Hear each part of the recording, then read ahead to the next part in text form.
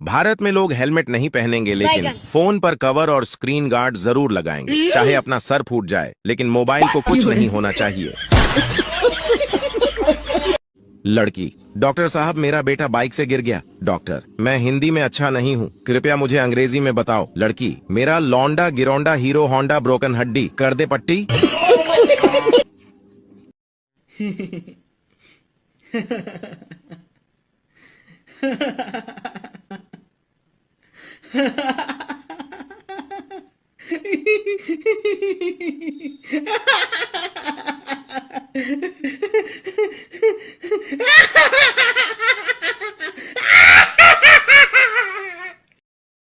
सुबह ब्रश किया तो टूथपेस्ट में लौंग थी, फिर चाय पी उसमें भी लौंग थी, दोपहर में दाल खाई उसमें भी लौंग थी, रात को बिरयानी खाई उसमें भी लौंग थी, सोने से पहले पान खाया उसमें भी लौंग थी।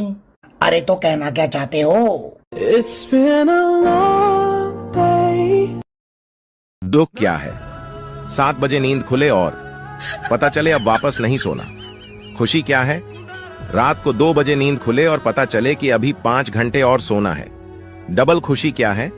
रात को नींद खुले और पता चले कल तो छुट्टी है।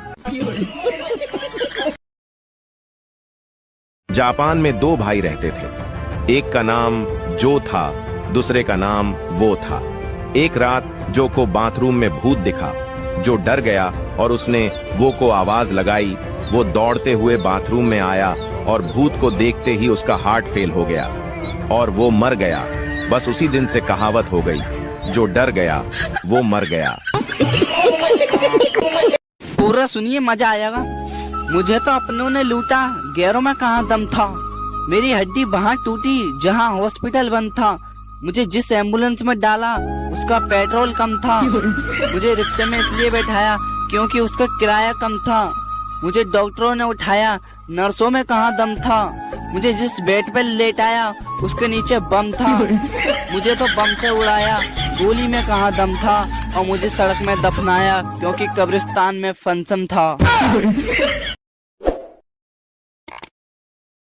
एक माँ ने अपने बच्चे से मार्कशीट मांगी। बच्चे ने मार्कशीट दिखाई जिसमें उसे गणित में 100 में से 90 अंक प्राप्त हुए थे। माँ ने मार्कशीट देखी और उसे जोर जोर से पीटने लगी। फिर बोली, तुम कब से इतने समझदार हो गए? जरूर तुमने 9 के 90 करे हैं। 0 अपने आप पढ़ाते हो। बोल बोल कर बस उसे पीटे ही जा रही थी और बच्चा बेचारा रोए जा रहा था। बच्चा हाथ जोड़ जोड़ कर बोल रहा था कि माँ, मैंने 0 नहीं बढ़ाया। मगर माँ कुछ सुनने के मूड में नहीं थी और उसे बस पीटे ही जा रही थी। 3 साल बाद माँ ने अपने बच्चे से फिर से पूछा कि सच सच बताओ, तुमने 0 बढ़ाया था? बच्चे ने कहा, नहीं माँ, मैंने 0 नहीं बढ़ाया था। माँ ये सुनकर फिर से गुस्सा हो गई और बच्चे को पीट कर चली गई। फिर बच्चा रोते हुए बोला कि दोस्तों, मैंने 0 नहीं बढ़ाया था, मैंने तो 0 के आगे 9 बढ़ाया था। और ये बात दूर खड़ी माँ ने सुन ली और आगे क्या हुआ आप देख ही सकते हैं।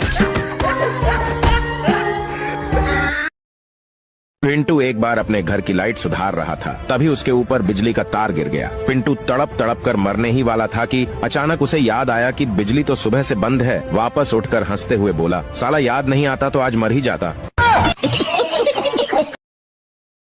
When you study, you pass. And when you pass, you get happy. And when you get happy, you play. And when you play, you get tired. And when you get tired, you get sick. And when you get sick, you die. So don't study. Holi पर इतने भी पुराने कपड़े मत पहन लेना कि कोई रंग लगाने की बजाय रोटी देकर चला जाए।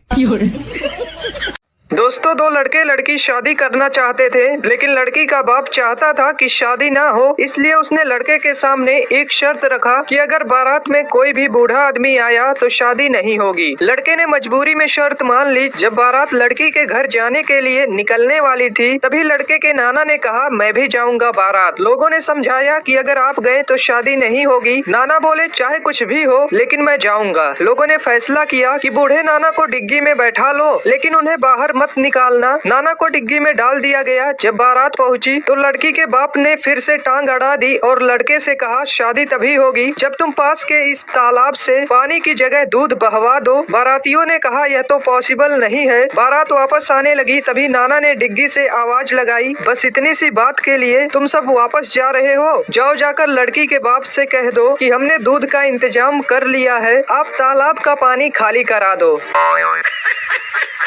अमेरिका में जब कोई बच्चा बाइक से गिरने के बाद घर पहुंचता है तो उसकी माँ सबसे पहले उसे बिठाती है, देन डॉक्टर को कॉल करती है। और जापान में जब कोई बच्चा बाइक से गिर जाता है तो उसकी माँ सबसे पहले उसके फ्रैक्चर चेक करती है और फ्रैक्चर चेक करने के बाद उनपे बैंडेज करती है। और जब मैं बाइक से गिरता हूँ तब माँ, हाँ बेटा मैं बाइक से गिर गया। क्या?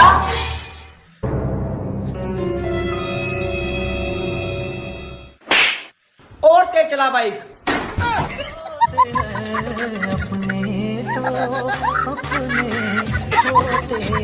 दोस्तों, एक बार एक राजा के राज्य में महामारी फैल गई। चारों ओर लोग मरने लगे। एक रात राजा को एक सपना आया कि हे राजा, तुम्हारी राजधानी के बीचों बीच जो पुराना सूखा कुआं है, अगर अमावस्या की रात को राज्य के हर घर से एक एक बाल्टी दूध उस कुएं में डाल दिया जाए तो अगली ही सुबह ये महामारी समाप्त हो जाएगी। राजा ने अगले दिन पूरे राज्य में यह घोषणा करवा दी कि महामारी से बचने के लिए अमावस्या की रात को हर घर से कुएं में एक एक बाल्टी दूध डालना जरूरी है। अमावस्या की रात जब लोगों को कुएं में दूध डालना था, उसी रात राज्य में रहने वाली एक कंजूस बूढ़ी औरत ने सोचा कि सारे लोग तो कुएं में दूध डालेंगे, अगर मैं एक बाल्टी पानी डाल दूं तो किसी को क्या पता चलेगा। उस कंजूस औरत ने रात में चुपचाप एक बाल्टी पानी कुएं में डाल दिया। अगले दिन जब सुबह हुई तो महामारी समाप्त नहीं हुई। राजा ने जब कुएं के पास जाकर इसका कारण जानना चाहा तो उसने देखा कि सारा कुआं पानी से भरा हुआ है। दरअसल दोस्तों, ऐसा इसलिए हुआ क्योंकि जो विचार उस बूढ़ी औरत के मन में आया था वही विचार सभी लोगों के मन में आ गया और सबने कुएं में दूध की जगह पानी डाला। दोस्तों, बात सिर्फ इतनी सी है कि जब भी कोई ऐसा काम आता है जिसे बहुत सारे लोगों को मिलकर करना होता है तो अक्सर हम अपनी जिम्मेदारियों से यह सोचकर पीछे हट जाते हैं कि कोई न कोई तो कर ही देगा। एक बूढ़ी औरत 2 लाख रुपए जमा करने बैंक जाती है। मैनेजर ने बुढ़िया से पूछा, इतने पैसे आपके पास कहाँ से आए? बुढ़िया बोली, मैं शर्त लगाती हूँ कि आपको भी शर्त लगानी है। मैनेजर बोला, नहीं। बुढ़िया ने कहा, वैसे भी आप मुझसे शर्त नहीं जीतेंगे। मैनेजर को गुस्सा आया और वह शर्त लगाने के लिए तैयार हो गया। बुढ़िया बोली, शर्त यह है कि कल सुबह 10 बजे मैं आपको 2 थप्पड़ मारूंगी और आपका पूरा शरीर हरा हो जाएगा। अगर ऐसा नहीं हुआ तो मैं आपको 10,000 दूंगी और यदि ऐसा हो गया तो आप मुझे 10,000 रुपए देंगे। मैनेजर सोचा, ऐसा संभव थोड़ी है। उसने शर्त मान ली। अगले दिन बुढ़िया अपने वकील के साथ बैंक पहुंची और शर्त के अनुसार उसने मैनेजर को जोर से 2 थप्पड़ मारे। इतने में वकील दीवार से सिर पीटने लगा। मैनेजर ने बुढ़िया से पूछा, ये आपके वकील को क्या हो गया? बुढ़िया मुस्कुराते हुए बोली, मैंने इससे 20,000 रुपए की शर्त लगाई थी कि आज सुबह ठीक 10 बजे मैं बैंक के मैनेजर को 2 थप्पड़ मारूंगी।